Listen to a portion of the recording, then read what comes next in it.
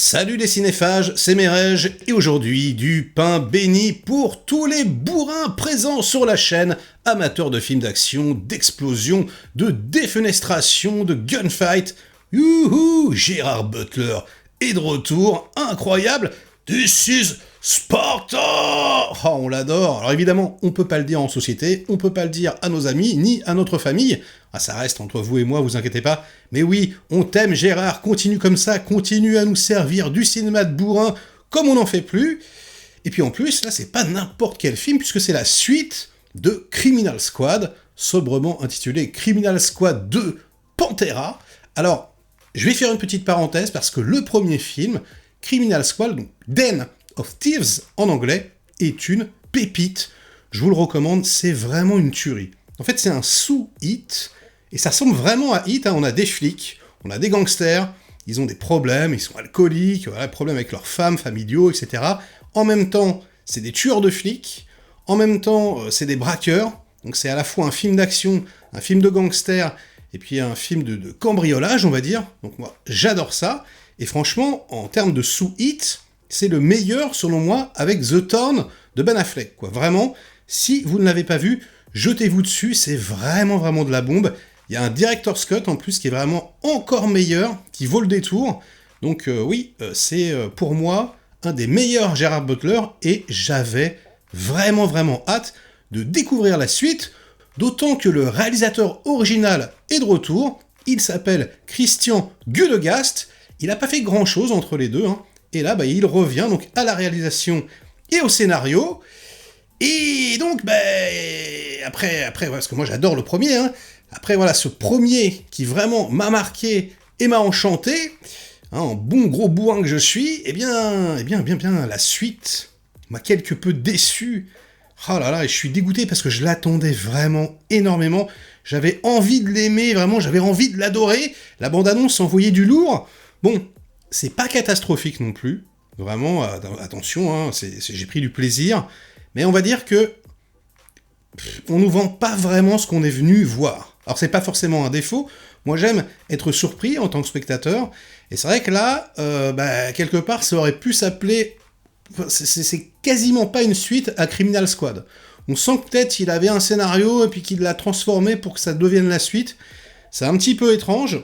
Déjà, première bizarrerie, notre GG préféré n'est plus flic, enfin, vous verrez quoi, mais c'est surtout qu'il va devenir gangster. Voilà. Il va vraiment s'associer donc au fils d'Ice Cube, je vais l'appeler Ice Cube Junior, de toute façon on dirait Ice Cube, donc il était déjà dans le premier. Il va s'associer à lui pour aller braquer la plus grosse bijouterie du monde en Europe, etc. Donc ça se passait à la fois en Espagne, en France, à Anvers, etc. Donc c'est ambiance européenne. Du coup, on a une ambiance qui est pas du tout la même, hein. Gangster, street américaine du premier. On est complètement dans autre chose.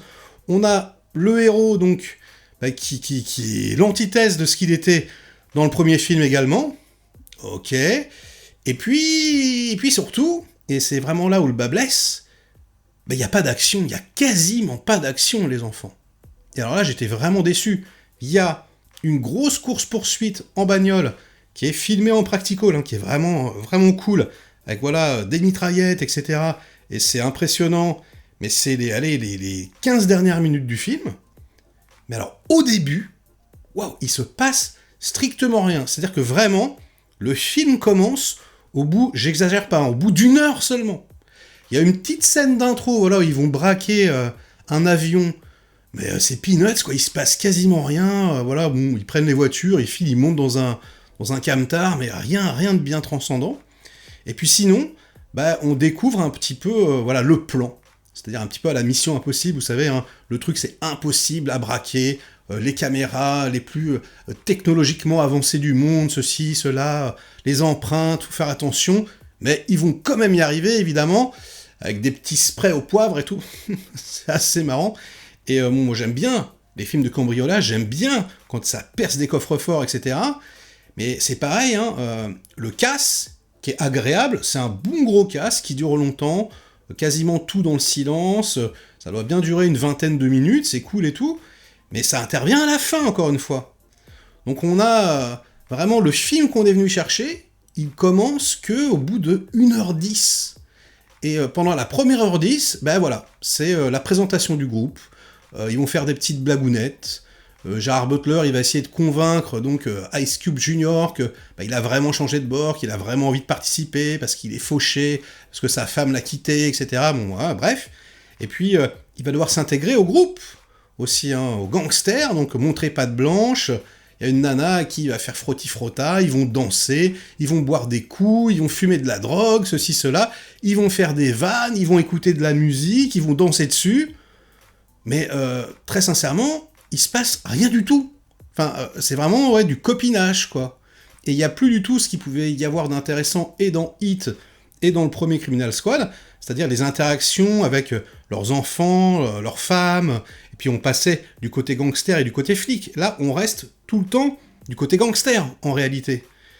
Et ouais, j'étais un peu circonspect, quoi. C'est-à-dire qu'au bout d'un moment, j'ai regardé ma montre, puis je me suis dit, oh non, ça y est, je m'endors. Ça y est, je me fais chier, j'avais pas du tout envie. J'avais vraiment envie d'aimer le film, quoi.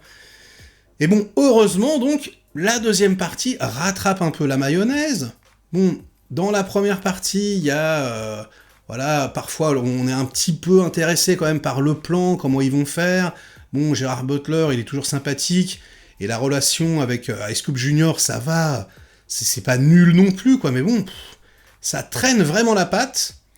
Du coup, j'ai presque envie de vous dire que c'est pas obligatoire d'y aller en salle, quoi. Et ça me rend triste de vous annoncer ça, hein, pour vous, les gros bourrins qui adoraient sûrement le premier. Là, ouais, vous pouvez rester à la maison, hein, vous pouvez attendre que ça sorte en streaming, parce qu'honnêtement, je trouve que c'est un peu une carotte. Et c'est ma vraie première déception de l'année, 2025, je l'attendais énormément. Et ouais, Gérard, mais alors qu'est-ce que tu nous as fait, quoi? Qu'est-ce que tu nous as fait? Alors, petite bizarrerie également, j'avais jamais fait gaffe, mais Gerard Butler, en fait, il est... on dirait Stallone. Il parle un peu comme ça, en fait. Voilà, et je croyais qu'il avait fait un AVC ou un truc, et puis je me suis rendu compte de ça en interview, et là, en fait, non, je me suis rendu compte qu'il était souvent filmé de l'autre côté, qu'il avait souvent une clope, ou qu'il mangeait souvent un truc. Et apparemment, c'est parce qu'il il a un problème, il est sourd d'une oreille, donc du coup, enfin voilà, ça lui a déformé, enfin, il parle comme ça, il se tient comme ça, ce qui lui a déformé apparemment les lèvres et la mâchoire, d'après ce qu'il raconte.